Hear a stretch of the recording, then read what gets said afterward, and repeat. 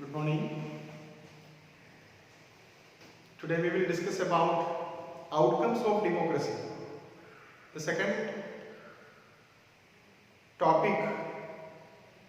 In the previous class we discussed about how do democracy assess the outcomes of democracy. And the second part, that is the outcomes of democracy. The outcomes of democracy.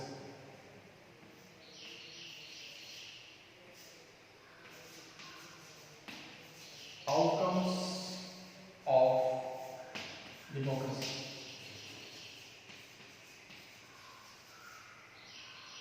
We can classify outcomes of democracy into three categories. We can classify into three categories. One is political outcome,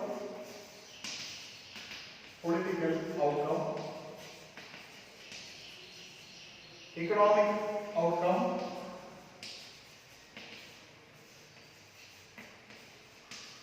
and social outcome.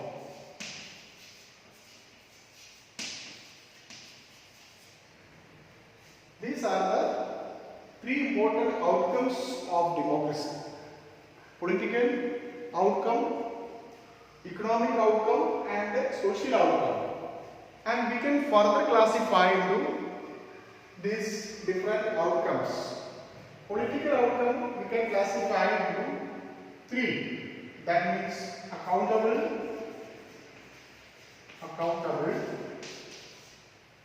secondly responsive,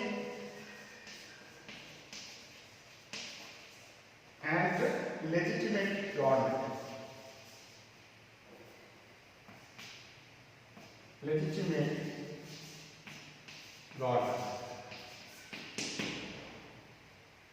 Accountable, responsive, and legitimate government. These are the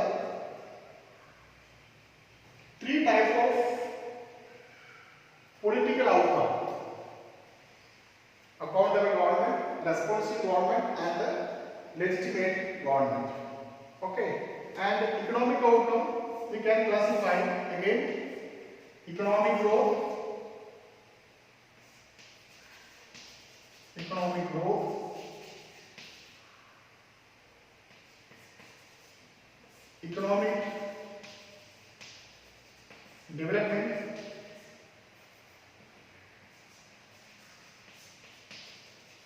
development, and further reduction of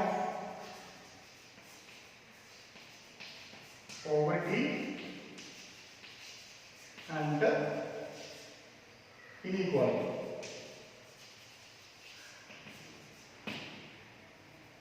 This is N, inequality.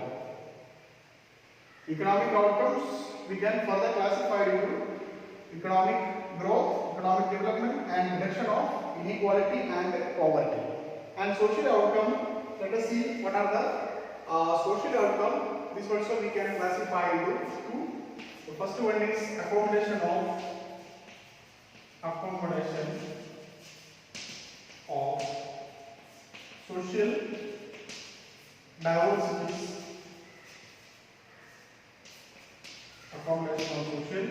diversities, and dignity and freedom of the individual.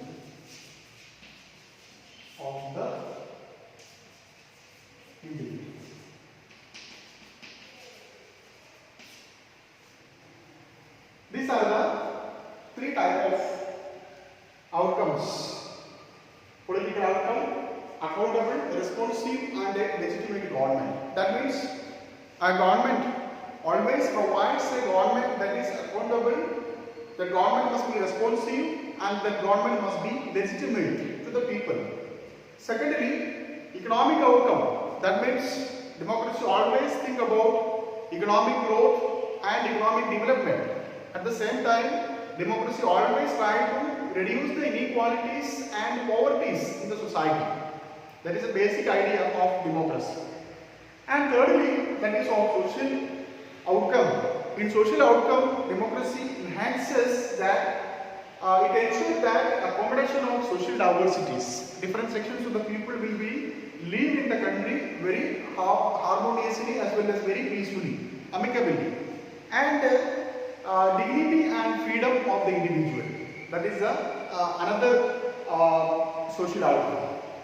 So let us study very detailed about all these outcomes in today's class. It begins with the political outcome. That means accountable, responsive, and a legitimate government.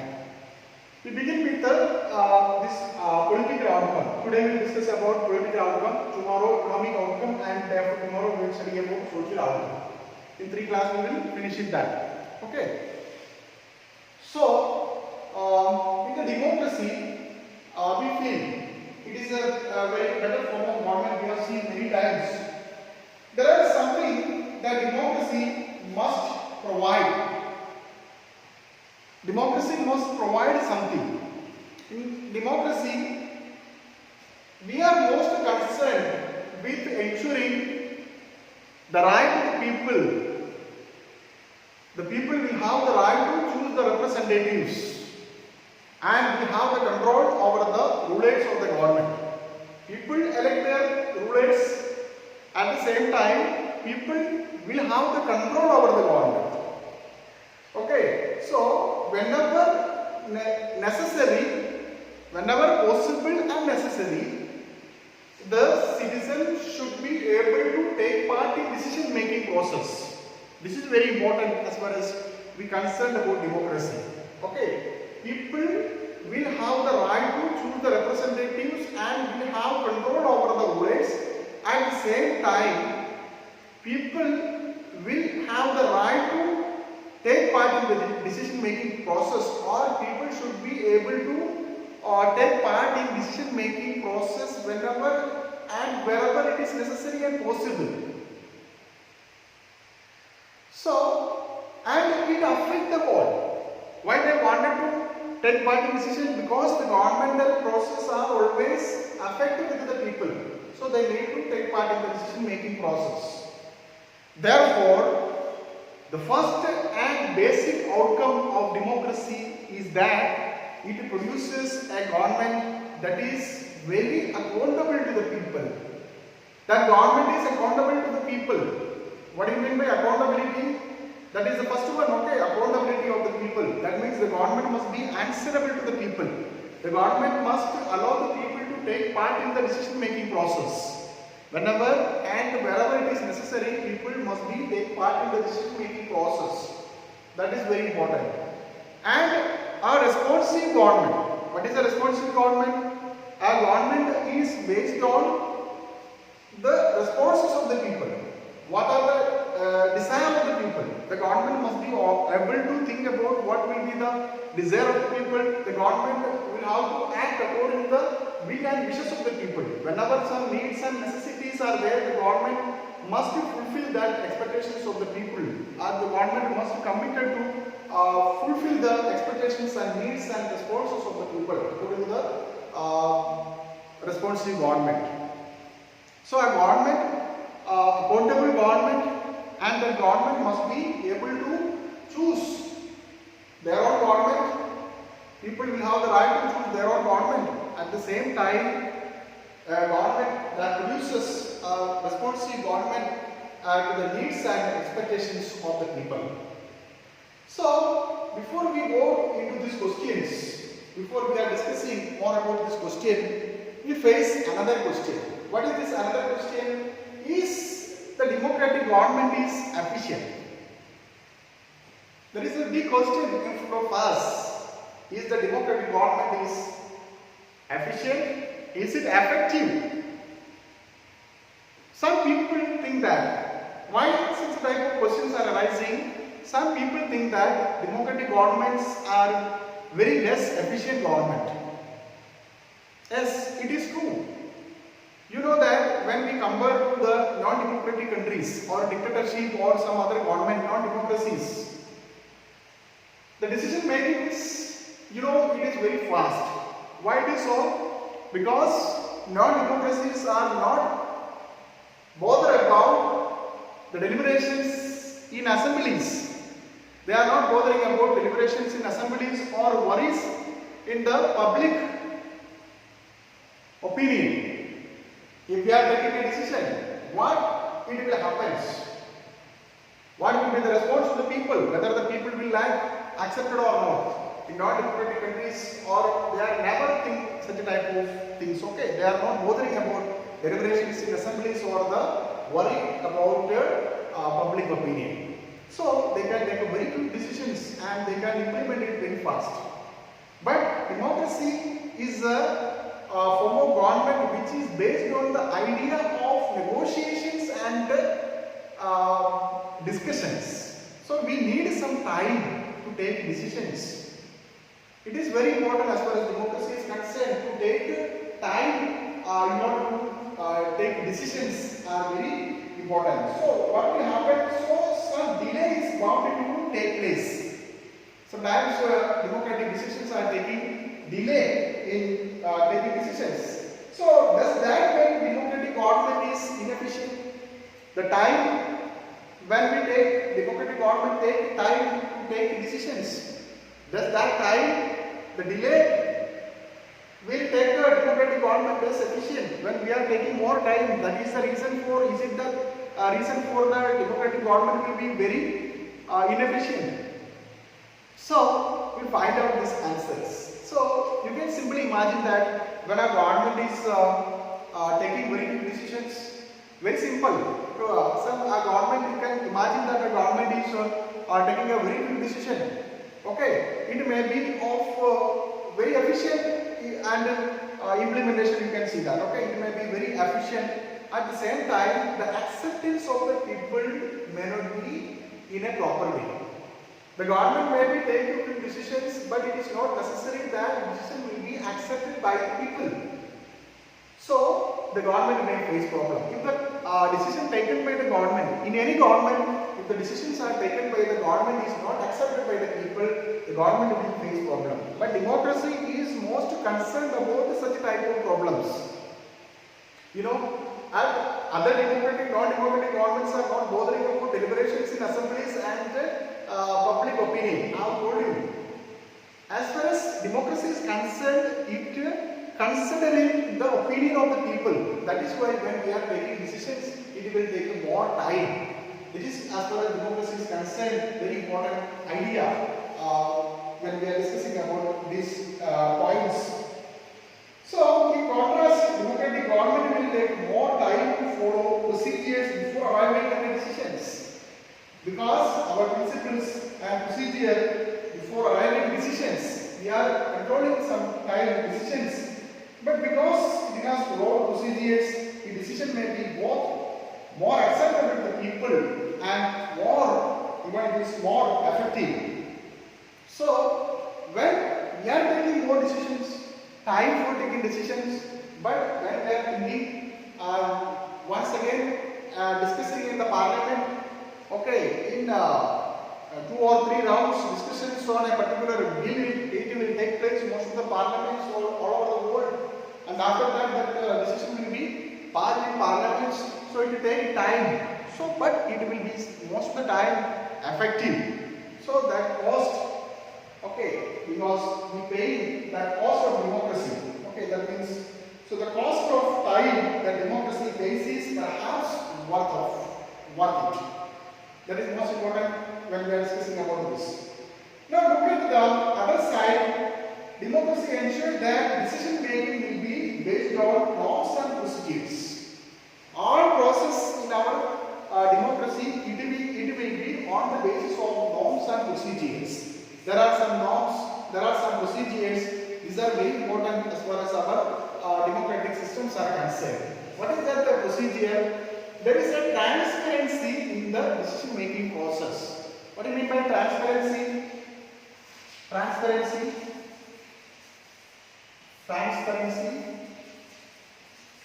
What do you mean by transparency? Transparency means the decision making is in proper procedure. Okay, proper procedure.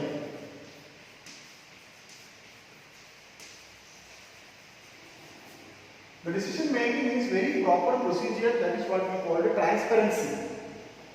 So democracy is based on some procedure and mechanism.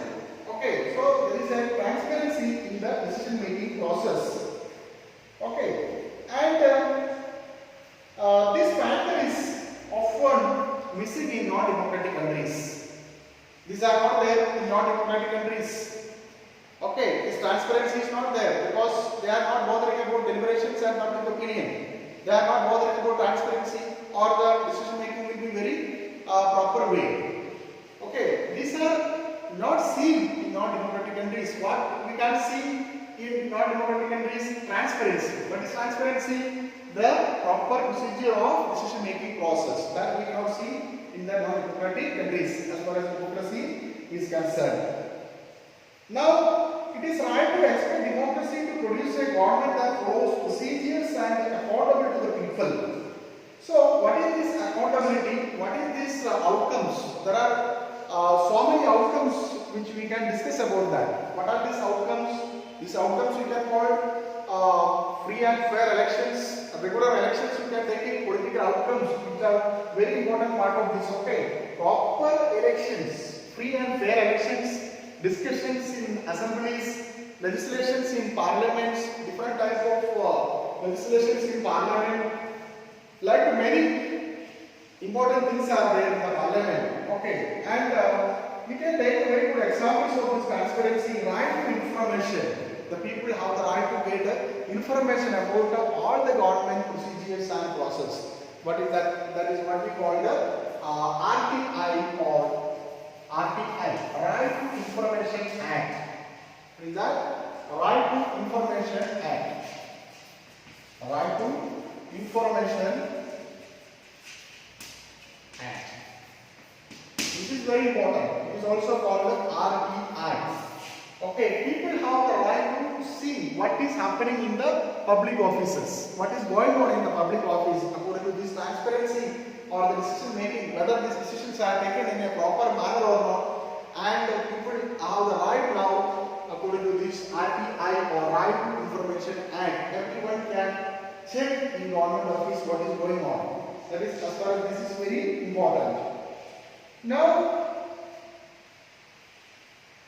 democracy in substantive terms may be reasonable to expect from democracy a government that attends to the needs and demands of the people and is largely free of corruptions. We can say it is of democracy is free of corruptions. Sometimes democracy may be of corrupted governments may be there. It is sometimes we can see that the records of democracy is not impressive on the two counts. So democracy needs the people and often ignore the demands of the majority of its population. The majority of the people and the minority of the people, they both are in our consideration as far as our democracy is concerned. Now, democracy is a very legitimate government.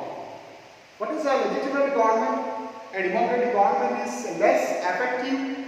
Sometimes a democratic government is less effective government. Okay, or inefficient government. But we cannot say that it is of that much bad system of government. Sometimes it is low, inefficient. We can say that, but it is a legitimate government. It is a legitimate government. A government is formed on proper procedure.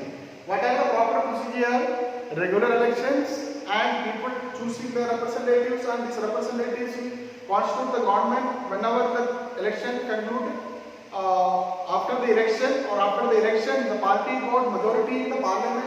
They are going to form the government. The other party will be placed at the role of opposition, and the government will go. A transparent government or legitimate government or based on laws, regular elections. Okay, it is very important as far as this is concerned, so that democracy getting overwhelming support all over the world. As far as this are concerned, we can see that democracy is getting support all over the world, especially in South Asia. we can see that accompanying records or the reports say that there is overwhelming support, especially in South Asian countries, for democracy. Okay, now I will show you some diagrams which shows democratic process. Okay, now you can listen here. Okay, you can listen here. In this part, you can listen. Okay, here these are the this diagram shows that democratic support exists in countries with democratic regimes as well as countries without democratic regimes. You can see that here. Okay, people with rules and procedure wish to ruled by representatives elected by them. They also believe that democracy is suitable for their country. Democracy is ability to generate its own support. Okay, and here you see that democracy is preferable over dictatorship everywhere except Pakistan. See this? Can you see this? All of you see this? Okay, here democracy is preferable. In Bangladesh, 69% people. Okay, then 70% people in India, Nepal 62%, and Pakistan 37, Sri Lanka 71. Then sometimes dictatorship is better. 6% people in Bangladesh, 9% people in India, 10% people in Nepal, 14% people in Pakistan, and 11% in Sri Lanka. And doesn't matter any system, democracy or non-democracy, these are supported by 25% people in Bangladesh, in 21% in India, and 28% in Nepal, 49% in Pakistan, and 18% in Sri Lanka. And at the same time, this graphical representation, you can see that very few doubt the suitability of democracy of their own country. That means how much people they are preferring democracy. You can see here, and this first one you see that, okay, see this, South Asia, very suitable and suitable. Okay, you can see that here suitable near about 86%, you can see that. Okay, then Bangladesh, you can see that. Bangladesh, how many percentage? Bangladesh,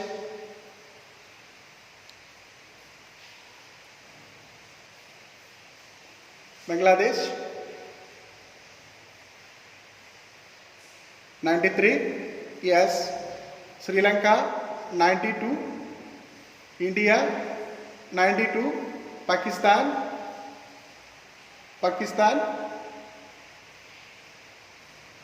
84, okay, and Nepal 79. Okay, and downside again you can see that overwhelming support of democracy. Okay, in South Asia you can see that 94% people they are strongly agrees. Okay, then Sri Lanka 96% people, Bangladesh 95, India, okay, you can see that other, and Nepal, even Pakistan very less, you can see that. Okay, so these are the overwhelming support. It shows the overwhelming support of democracy. So this is about political outcomes of democracy or accountable, responsive and legitimate government. Now tomorrow we will discuss about the economic outcome